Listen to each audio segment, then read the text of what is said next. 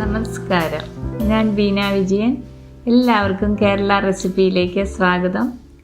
നമുക്കിന്ന് കുട്ടികൾക്ക് ഏറ്റവും ഇഷ്ടപ്പെട്ട ഒരു ഫ്രഞ്ച് ഫ്രൈസ് ആയാലോ?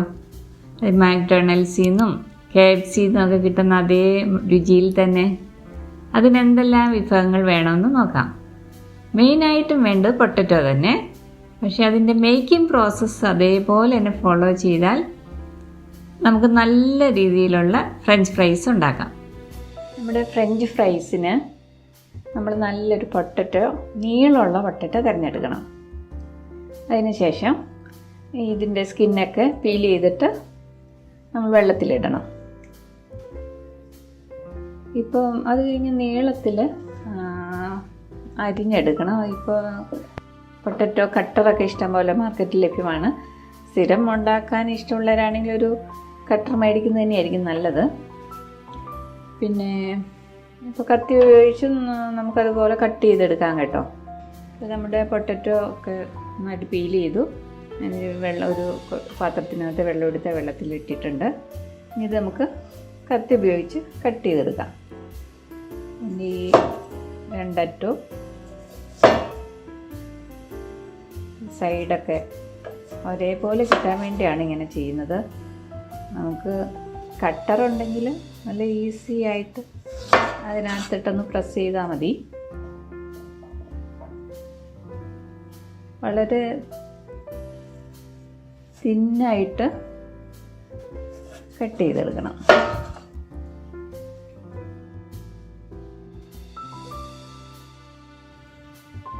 ഫ്രഞ്ച് ഫ്രൈസ് അധികം വലിയ പീസല്ല.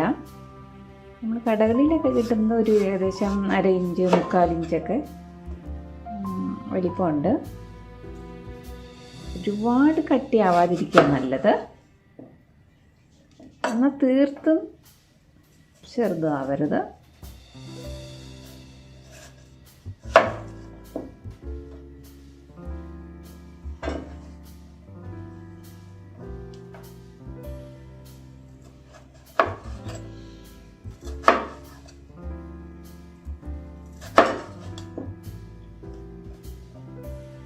ഞാൻ ഏകദേശം ഈ വലിപ്പത്തിലാണ് എടുത്തിരിക്കുന്നത്. ഈ രീതിയിൽ കട്ട് ചെയ്ത് നമ്മൾ വെള്ളത്തിലിടുകയാണ്. അങ്ങനെ നമ്മുടെ പൊട്ടറ്റോ നല്ല രീതിയിൽ കട്ട് ചെയ്തെടുത്തിട്ടുണ്ട്. ഒരേ വലിപ്പത്തിൽ, അധികം വിടുത്തൊന്നുമില്ലാതെ സെയിം അളവിൽ തന്നെ കട്ട് ചെയ്തു. ഒരുപാട് വലിപ്പമാവാതിരിക്കാൻ ശ്രദ്ധിക്കണം ഈ അളവിൽ. ഇനി ഇത് ഒരു 15 മിനിറ്റോളം ഇതുപോലെ വെള്ളത്തിലിട്ടിരിക്കണം. അതിനുശേഷം 3-4 പ്രാവശ്യം നല്ല രീതിയിൽ കഴുകിയെടുക്കണം. ഇതിൻ്റെ സ്റ്റാർച്ച് മുഴുവൻ പോകണം. അതിനു വേണ്ടിയാണ് ഇങ്ങനെ ചെയ്യുന്നത്. ഒരു 15 മിനിറ്റ് ഇങ്ങനെ വെള്ളത്തിൽ കിടക്കട്ടെ.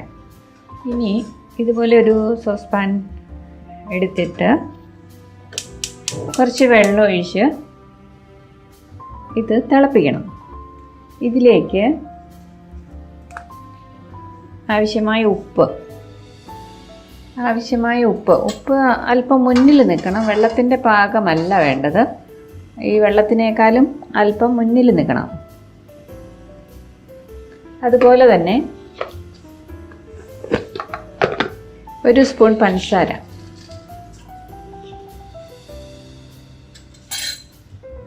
നമ്മുടെ പൊട്ടറ്റോ ഇതിലിട്ട് തിളപ്പിക്കാൻ പാകത്തിനുള്ള വെള്ളം, ആവശ്യമായ വെള്ളമാണ് ഇതിനകത്ത് ഒഴിക്കേണ്ടത്. എപ്പോഴും ഉപ്പിടുമ്പോൾ അല്പം മുന്നിൽ നിൽക്കണം. എന്നാലേ ഈ പൊട്ടറ്റോ ഇടുമ്പോൾ ആ പൊട്ടറ്റോയിലേക്ക് ഉപ്പ് പിടിക്കുകയുള്ളൂ. കുറച്ചും കൂടി ഉപ്പ് വേണം. ഈ വെള്ളം നന്നായിട്ട് തിളയ്ക്കണം. നമ്മുടെ വെള്ളം ഇവിടെ തിളയ്ക്കാൻ തുടങ്ങിയിരിക്കുകയാണ്. ഈ വെള്ളത്തിന് ആവശ്യമായ ഉപ്പും അല്പം മുന്നിൽ നിൽക്കത്തക്ക രീതിയിൽ ആ ഉപ്പും 1 സ്പൂൺ പഞ്ചസാരയും ഇട്ടു. ഇത് നമ്മൾ 15 മിനിറ്റ് നേരം വെള്ളത്തിലിട്ടിരുന്നതാണ്. അത് കഴിഞ്ഞ് 3-4 പ്രാവശ്യം കഴുകിയ അതിൻ്റെ സ്റ്റാർച്ച് എല്ലാം കളഞ്ഞതാണ്. ഇനി ഇത് നമ്മൾ ഇതിലേക്കിട്ട് ഒന്ന് തിളപ്പിച്ച് എടുക്കുകയാണ്. 2 മിനിറ്റ് തിളയ്ക്കണം. നന്നായി വെന്ത് പോകരുത്.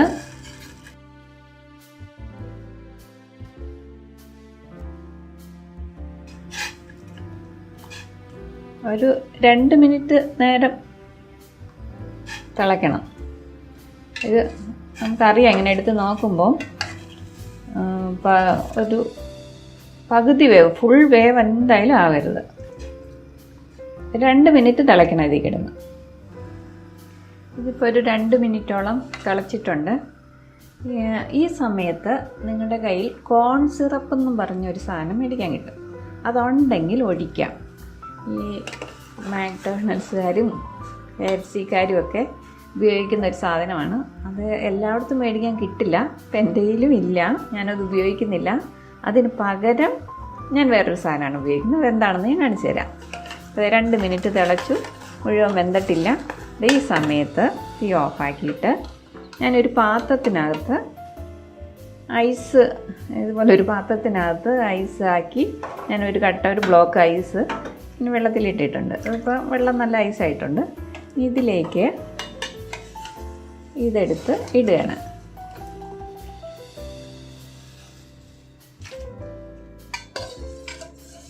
കോൺ സിറപ്പ് മേടിക്കാൻ കിട്ടുമെങ്കിൽ ശരിക്കും ഈ സമയത്ത് ഈ പഞ്ചസാരയും ഉപ്പും ഒക്കെ ഇട്ട സമയത്ത് ഒരു 2-3 സ്പൂൺ ഒഴിച്ചു കൊടുക്കണം.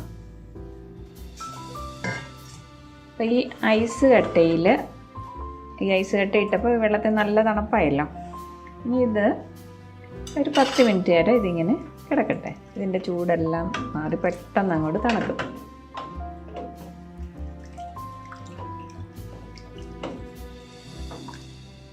നമ്മളൊരു 15 മിനിറ്റ് നേരം ഐസ് വെള്ളത്തിൽ ഇതിട്ടിരുന്നു.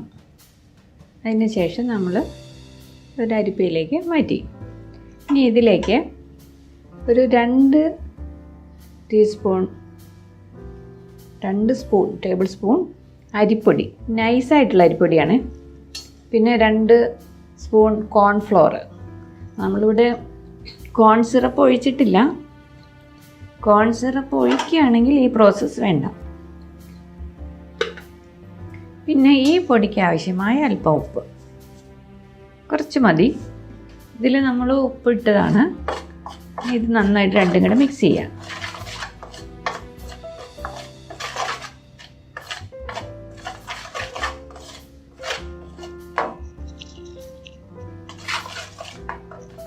ഈ ഈർപ്പത്തോടുകൂടി തന്നെ ഇതിലേക്ക് ഇടണം.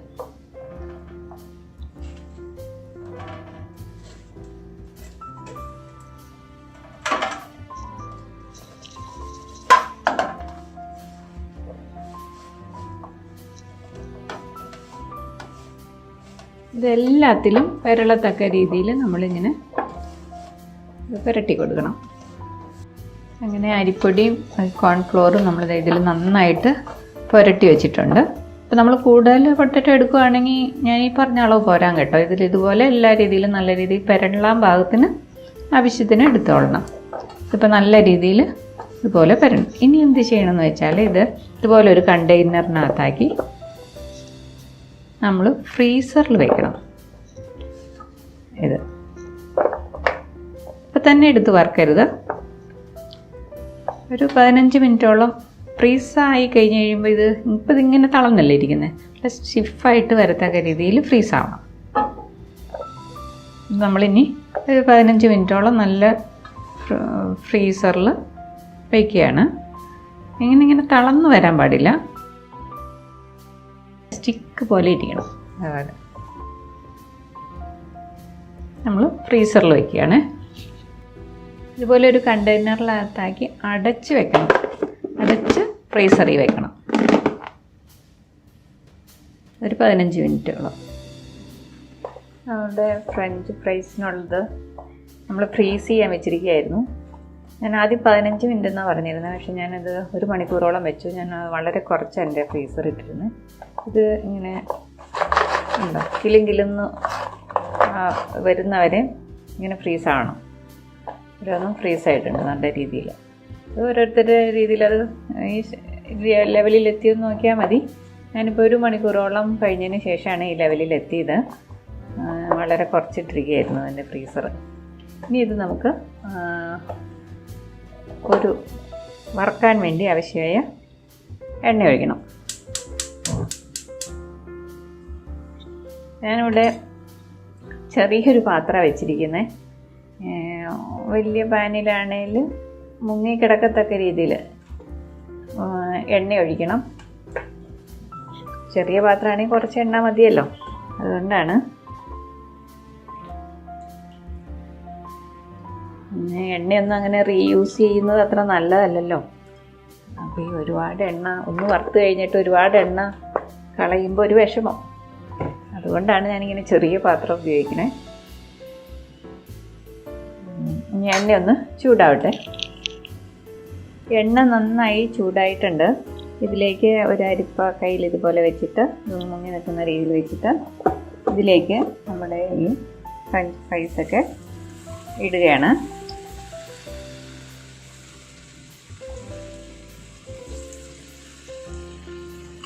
ഇത് ചുമക്കുന്ന വരെ വറക്കണ്ട.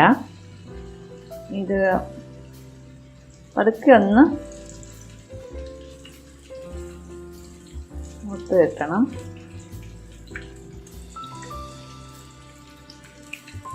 നമ്മളിത് ഇതുപോലെ എല്ലാം ഇങ്ങനെ ഹാഫ് കുക്ക്ഡാക്കി വറുത്ത് കോരിയതിന് ശേഷം നമുക്കിത് ഫ്രിഡ്ജിൽ വെക്കാം.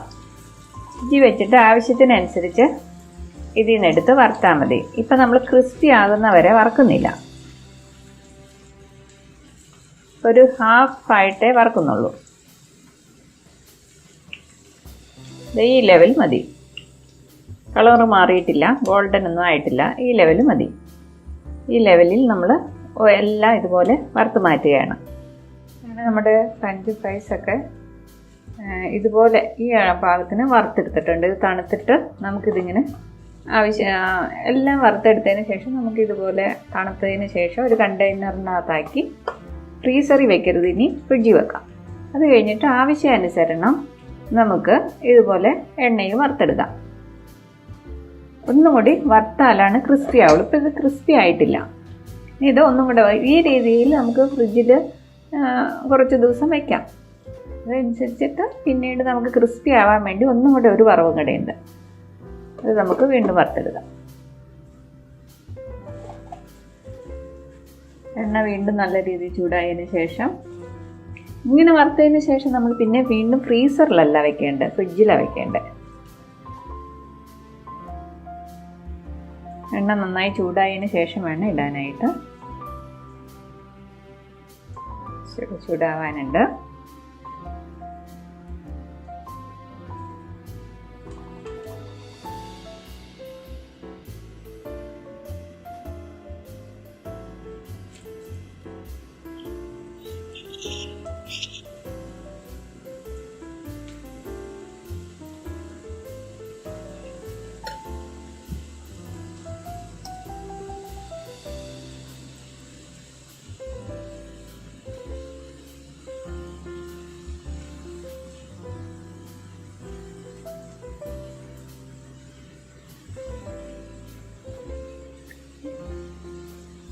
ഈ ഫ്രഞ്ച് ഫ്രൈസ് നമ്മുടെ കപ്പ വറുത്തത്, ചക്ക വറുത്തത് പോലെയൊക്കെ ഫുൾ ക്രിസ്പി അല്ല.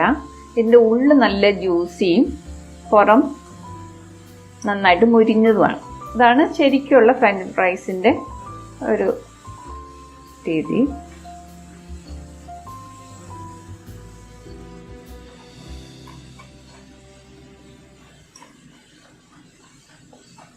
പിന്നെ ഇത് വറുത്തെടുത്തതിന് ശേഷം സ്പൈസി ആക്കണമെങ്കിൽ നമുക്ക് കുറച്ച് സ്പൈസസ് ഒക്കെ ആഡ് ചെയ്യാം.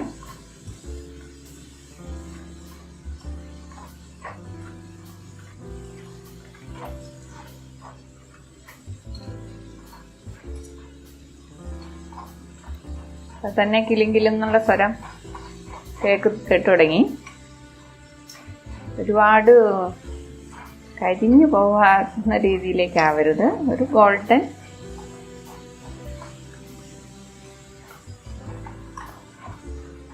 ഇത് കുറച്ച് നേരം വെച്ചുകൊണ്ടിരുന്നാൽ ചൂടനെ തന്നെ കഴിക്കണം.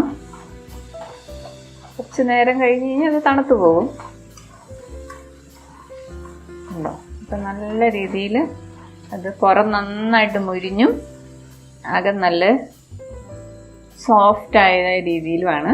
ഈ രീതിയിൽ നമുക്ക് ആവശ്യാനുസരണം വറുത്തെടുക്കാം. ഇതുപോലെ നമുക്കെല്ലാം വറുത്തെടുക്കാം. അങ്ങനെ നമ്മുടെ ഫ്രഞ്ച് ഫ്രൈസ് ഇവിടെ റെഡി ആയിരിക്കുകയാണ്. ഇതുപോലെ തന്നെ ഈ മെത്തേഡ് ഫോളോ ചെയ്ത് തന്നെ ഉണ്ടാക്കി നോക്കും. നല്ല ഫ്രഞ്ച് ഫ്രൈസ് നമുക്ക് ഉണ്ടാക്കാൻ പറ്റും.